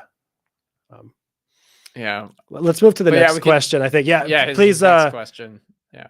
Yes. Yeah. No problem, Serene. It's hopefully some of this is at least a little helpful. I know some French as well, but the technical language part is probably hard both directions, right? If you're a French speaker, technical language in English is hard, right? And for me, technical things in French are hard.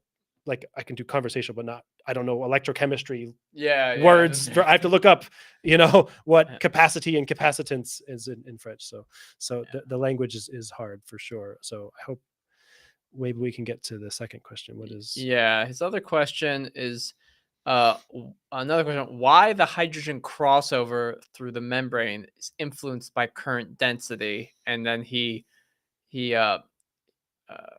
clarifies more precisely why is hydrogen crossover increase when the current density is lower. I'm not sure why it would increase when it's lower. That's interesting. Hydrogen crossover through a membrane.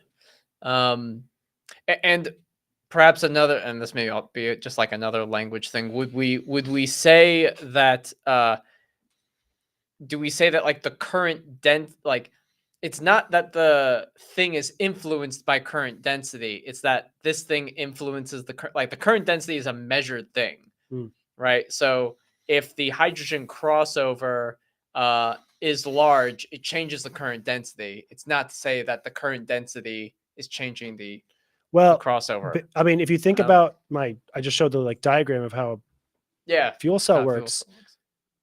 The amount of protons and hydrogen that's there is a direct result of how much oxidation reaction is happening at the anode. Yeah.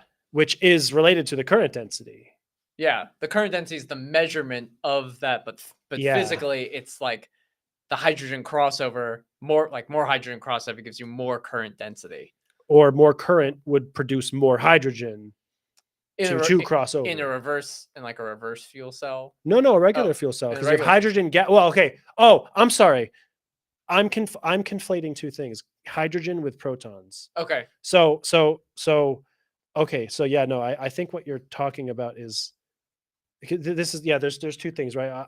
I'm thinking about it as protons, but if you're talking about hydrogen gas, like sometimes I think what's happening is I showed hydrogen goes across the anode, hydrogen Yeah. H2, and it breaks apart to H plus, H plus. Yeah. H plus goes across membrane. Yeah. Yeah. But one of the problems is when hydrogen gas itself travels through. Yeah. There's It's like that. it doesn't get It reduced. doesn't get reduced. Hydrogen gas is small. Yeah. It can move through stuff. So I think the answer, why is hydrogen crossover increase when the current density is lower? Because if you don't have a high enough current density, you're not oxidizing a lot of the hydrogen gas. Oh. So it is left as H2. And if it's left as H2, it might just Move through. get through without Doing anything. getting oxidized at all. There's not enough current and there's more supply, Yeah. right? And so not all of the supply of H2 can get oxidized. So Mhm. some of it makes it through. Okay. So I think that would have an inverse, at least somewhat inverse relationship. Yeah. That actually does seem to make sense to me. Hopefully that. Yes. Hopefully Hopefully that got one is an answer to the question if we are understanding each other. Yeah. Okay. Okay. We have another follow-up from Baram. Yes. Another question.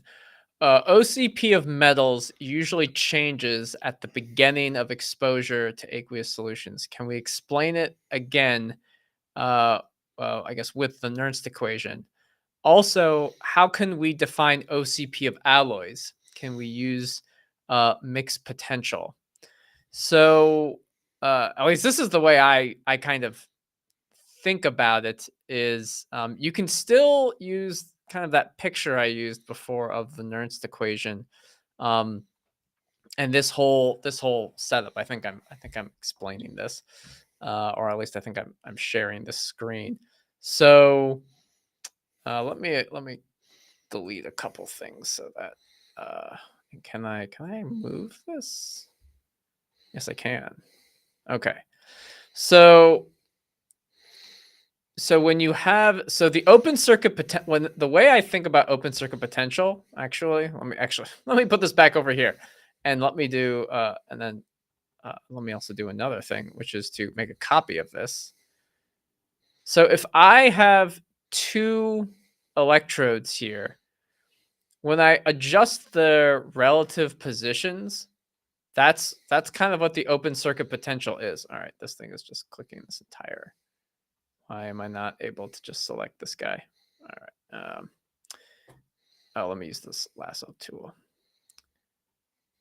So when I have these two things, and I think this is okay here, I am looking at when I measure OCP, and I have my voltmeter here. I have this guy, and I've got this guy. The difference between the Fermi level of one and the difference between the Fermi level of another is my OCP, and it's some voltage, and that's the case for a 2-electrode system. And then when you and that's just an OCP is a passive measurement. I'm not applying a voltage to move one up or down depending on what's going on. So hopefully, and it'll follow the Nernst equation. I haven't done this experiment, but I do believe that if you have two of the same metal in solution and you add a redox pair into the solution, the redox pair, more often than not, without any potential control, governs the Fermi level of the system. It in effect pegs it, because we're really talking about the surface charge and surface atoms of your metal and what they're feeling. So there's so many more molecules in even a micromolar solution of your redox pair that it will 100% change the Fermi level of your system. So yeah, I believe that when you have two metals that are similar in type, and you add a redox molecule towards it, in it, you will adjust the Fermi level of the system. Now, when you add what you commonly observe experimentally is if I put my working electrode, counter and reference electrode into my solution, start measuring OCP, it's not stable. It doesn't just follow kind of a flat line. It moves around. It starts to adjust, and most of the time, you haven't really added a redox species necessarily to it, or if you've added a redox species, it's only one, and it might not necessarily have fast electron transfer kinetics to to actually get the Fermi level of your system to be stable. And most of the time when you're working in a 3 electrode system, your reference electrode is constant because it has just one solution with a frit, and only the solution ideally is being affected by or that one inner fill solution inside the reference electrode, and then you have, say, a silver wire or something like that. That the Nernst equation governs the potential of that reference electrode. But if you have a working electrode with random stuff on it, carboxylic acid groups, oxides, whatever, then it might take time to kind of equilibrate. And that's why OCP isn't instantaneous, or it might drift over time. Could be because of some of those things. The system just has not equilibrated quickly or correctly. Now, my only comment about your question about alloys, I don't know enough about alloys, as well as kind of the about necessarily say like the chemistry or what kind of alloy it is, but I will make a quick remark, which is, I'm gonna just kind of delete that, which is that this picture of the Fermi level here, right? This picture that I drew, this comes from band theory. This comes from the idea that you have lots of orbitals, lots of orbitals, lots of orbitals of bonding and kind of, I don't know, some call it anti-bonding orbitals, because of how metals, how do metals work? And so these all have electrons in it, stuff like that. And this forms a band, the valence band, and this forms the conduction band. And eventually, when you have so many metal atoms in a lattice, really closely, tightly packed to one another, you end up getting overlap between the conduction and the valence bands. And that's what gives you conductivity. It's like, okay, the electrons here can freely move in this conduction band here. So that's what gives you conductivity. It's this property, sort of say, that all of these metals and atoms are bonded very closely together, and their valence and conduction orbitals overlap on top of each other, which allows electrons to move freely. So if you have an alloy that's a mixed metal alloy, it's going to just depend on the bonding between like your platinum and your gold, or your copper and your silver, or whatever metals you have, or your iron. How strongly they're bonded together is going to kind of give you or show you this, is going to just change what this picture is. Now, I definitely think that for alloys, I don't think you're going to have necessarily a mixed potential.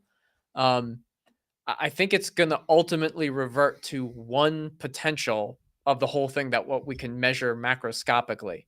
I think that if you're looking at surface chemistry, though, you will find that reactions and surface sites are going to behave differently on which part of the alloy, which atom of the alloy a reaction is occurring on. And I'm pretty sure that if, I'm just kind of hypothesizing, but I would imagine that if you do have, say, like a platinum copper alloy, making this up, and something only reacts, you have a redox reaction that only reacts with the copper sites, well, the copper and the platinum are going to exchange electrons so that they ultimately even out into kind of one potential. but this is very dependent on the surface chemistry, the nature of the alloy. But that's one way you can think about open circuit potential for alloys as opposed to just pure conductive metals. And ideally, depending on the alloy, it would be a pure conductive metal. But we don't know because you just said alloy. So I don't know for sure. But yeah, that's my thought on it. And then if you can eventually you can take this picture to the next level, and semiconductors, which may be the alloys you're talking about, semiconductors have a separation of conduction and valence bands, and then you have a very different kind of picture of the electrode surface and the electrochemistry when you move to that. So that's kind of that's how I think about it. Is that you can have this picture of band theory to describe purely conductive materials, and then as you move to mixed alloys and then semiconductors, and then just pure insulators, all these things are still within the same picture or model. Okay, that was a lot. Hopefully that was It's a lot, but it was that's a lot. good But stuff. I think hopefully that answers his Brahms question. Yes. Okay, I think there's 2 more questions right now. Doing good on time. Yes. Selim says, why we use reference electrode in 3 electrode CV experiment? Why external source with constant potential is not used? Well, I guess in general, I guess it's funny. I feel like we've answered this question. This is a very relatively common question. We get it quite a bit, and it's actually related. Actually, it's related to exactly what I just spoke about. So I'm gonna go right back to where I was, but I'm just gonna have a blank thing here. So if you have a power source, some voltage source, and then again we have that kind of same picture. You just have 2 things. This is my external power source. If I'm applying, say, let's just say 5 volts or something like that. The 5 volts is just the difference between these 2 like Fermi levels. So if I were to, so let me kind of redraw this with a 5 volt difference. Here we go. It would look something like this. So you may have something that looks a little bit more like this. And then this goes down further. Here. And so now you have a 5 volt difference between these 2. And so that's okay. You can do that. A lot of people have these things where they use external power sources, and you can absolutely do some electrochemistry here. Reactions will occur when you have these in solution. Stuff will happen here. Some stuff will happen there. But this guy changed, and this guy changed. But when it comes to doing like an analytical experiment, we don't know what these potentials are. Like we only know it's 5 volts with respect to one another, but this guy changed. It wasn't the original voltage. And if I change this to like 7, this might go down and this might go up to make it 7, but that's not exactly, you don't have like a solid reference point to know what exactly is your like 0 point, sort of say. And so reference electrodes are usually implemented. I know this is probably, I'll use the plus minus symbol to kind of indicate this is a power source. Like plus and minus. That's why we have a reference electrode, because the reference electrode, based on the Nernst equation, establishes a Fermi level. And so as this guy changes, this guy goes up and down, down and up. This guy stays exactly the same. So we only know that, and this guy will continue to change. This guy will move. This is the counter electrode in this case, and this will be your working. but we know that we're adjusting the voltage with respect to something that is stable and has not really changed. So hopefully that answers your question. It explains why we need reference electrodes and why you need to use a potentiostat as opposed to like some external power source. But you can use one if you Makes me want. think that like every 6 months, I try to come up with a new scheme to avoid reference electrodes. Yeah. And I run into Alex's office hmm excitedly because I think I've solved it. And I'm always like, hey, I got it. I have it. If we have like some glass tube somewhere Yeah. and we put a wire over here, and Yeah. Alex is like, yeah, but what about? And I'm like, won't work. I was so close. So close. Every 6 to 8 months, I'm getting close, you guys. Yeah. I'm getting yeah. close. One of these days, One of these days. I'm gonna do exactly what you've asked. I'm gonna get rid of our need for reference electrodes. I'm gonna figure it out, and I'm gonna win a Nobel Prize, and you'll never see me again because I'm gonna like retire on some tropical island or something. Because But- reference electrodes are so popular. No, because the Nobel Prize. Oh, because the Nobel Prize. Is it like $1 million or something, or $1,000? I don't know what it is. Maybe. There's some prize. There's a right? prize. I think Yeah, it's- I'm it's gone. cool. You Yeah, won't yeah, ever yeah. see me again, I'm gonna retire. I'm gonna get rid of reference electrodes, win my Nobel Prize, and peace. Yeah. You won't ever see me. Until then, you can ask me anything about electrochemistry. Yeah.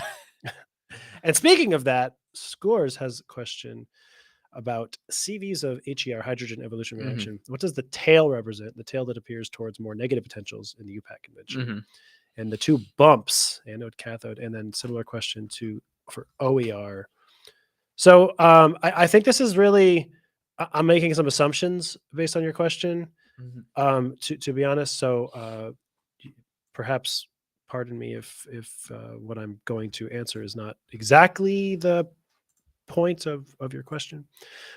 As it relates to HER first, is that the most common thing that you're probably referring to is like what people see with the platinum on hydrogen. For example, when you do a CV with platinum on hydrogen, platinum and sulfuric acid, you get something like this.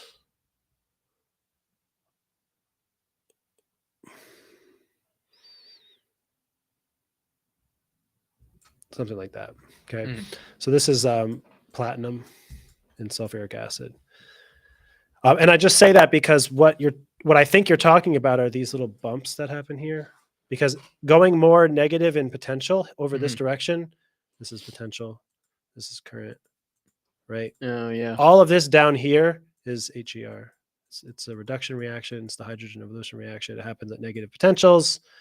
And it is just H in acidic environment, H plus E, two of these gives me H2 gas. Sometimes they put an up arrow, like, gas leaves, goes up.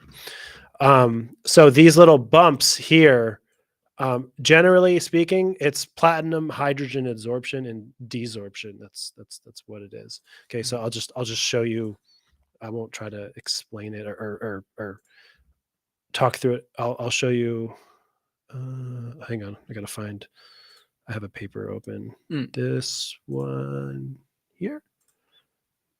So it's I guess so. I'm just stealing this from this publication to give some credit. This is Botello, Filiu, and Clement from, where are they from? I want to give them credit because I'm stealing their paper in ACS Applied Materials and Interfaces. Pardon me for skipping to where they're from. I need to give credit where credit is due. They are from Spain. Okay, so an institute I will not try to read right now.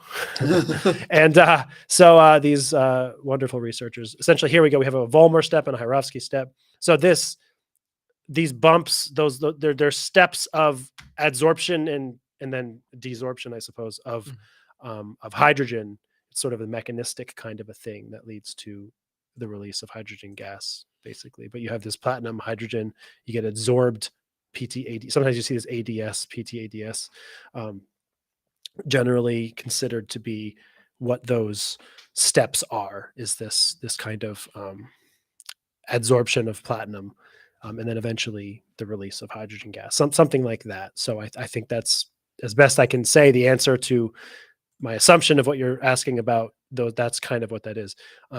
As it relates to OER, the tricky thing about OER is that I don't think often it has that kind of a phenomenon, which is to say that OER usually similar in alkaline solutions. I think so. The mechanism is just a little different. Yeah, The mechanism is a little different, but there's a similar kind of a thing. So- With OER, this is just a quick kind of a. Oh, not this one. The other tab that where there's a little. It's a book, or it's a collection from a book. It has some stuff on OER. This is a Science Direct sort of thing. So I just wanted to show you. Basically, so typically OER doesn't have a kind of a bump, multiple sorts of things like that. Doesn't go that way usually. Like physically, your voltammograms often just go straight up. So OER is the extreme positive end where you're have an oxidation reaction, and you evolve oxygen right from solution. And it's typically a 4-step process. So these are the 4 steps that are generally regarded as the steps. This is an acid, so this is the same thing as you just asked. It's acid and base have different mechanisms. So it's basically 4 steps by which. So the oxygen evolution reaction too, just to be clear, basically 2 waters gives you oxygen, 4 protons, 4 electrons. An acid in base, it starts with 4 hydroxides. You get the same thing basically, except you get water as well, and 4 electrons. Okay. It's for acid. I've talked about this before on the live stream. I've kind of gone through this step by step. I'll go through it a little more quickly now, just for time and for for simplicity here. But basically, the mechanism is 4 steps. You get 1 proton and 1 electron per step released. So hydrogen comes and absorbs to the surface. You lose a proton and electron. You get another proton and electron. You're left with an absorbed oxygen. Another water comes. You release another proton and electron, and then the last absorbed sort of radical here releases your oxygen, and then the last proton and electron. So and then an alkaline, it starts with base. You can see it's a similar kind of a thing. You get 1 electron per step. It's 4 elementary steps, and that's the sort of a mechanistic thing for the OER. But again, it doesn't really manifest itself exactly the same way, right? The adsorption kind of phenomenon that happens with platinum in particular, right? Palladium does a similar thing, I think. For preceding the HER, let's just say, is that the hydrogen kind of adsorbs onto the surface and then it's released as the evolution, the HER, right? Essentially, with OER, it's not exactly the same, and you don't get sort of bumps for each of those mechanisms, which is probably something where it's like one of those is the fastest. I don't know which one, something like that. You get this one of these things where it's like multiple step reactions. One is like generally rate limiting. Yeah, exactly. One is much slower than the others. The others are faster. So one of them is contributing to the majority of the speed of it, the whole thing. And that's why you get one. You don't get multiple peaks. You just get one. Rise in current. Something like that. Yeah. So that's a very quick, overview for you, but hopefully that kind of explains a little bit of those processes. Yeah. Is that it? I think. Oh, Baram has asked if. We can do multi-sign. Yes, not yet. Multi-sign is a tricky kind of procedure for EIS. If it's not done properly, it can result in really poor kinds of things because you quickly can get the overall amplitude growing out of control, and it can be damaging in some systems. If you need to control the amplitude, especially if you're doing galvanostatic control, it can be tricky. Its benefit is that it can get you impedance data much quicker, but the downside is, of course, that you can have some bad effects if it's the amplitude gets kind of really poorly out of control really fast. So, I think we're gonna wrap it up there. Yeah, I know we're trying to get through everything here. We're trying to we keep ourselves under about 2 hours. That's like our time frame here. So and thanks for and everyone saying thank you for the answers, and you're very welcome. Yeah, we're happy to do this. I think that's it. We'll call it a day. Yeah. And tune in to the next time we have another Ask Us Anything about electrochemistry live stream. Yeah. Thank you, everybody. I hope everybody has a good weekend. Take care. Yeah.